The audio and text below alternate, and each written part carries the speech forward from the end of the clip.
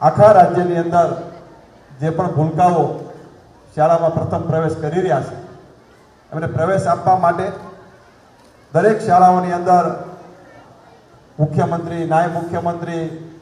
ધારાસભ્યો, સંસદ સભ્યો, મંત્રીશ્રીઓ, આઈએસ અધિકારી, આઈપીએસ અધિકારી, જિલ્લા પંચાયતના સભ્યશ્રીઓ,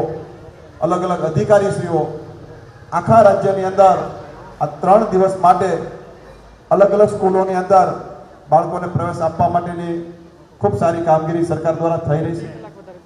જે બાળક સ્કૂલમાં પ્રથમવાર પ્રવેશતો હોય, પોતે શિક્ષણની અંદર જ્યારે પોતે પગલાં માંડતા હોય, શિક્ષણ એ આપણું ફાઉન્ડેશન છે, આપણો પાયો છે, એમને મજબૂત કરવા માટે સરકાર ખૂબ કટિબદ્ધ કામગીરી કરી રહી છે.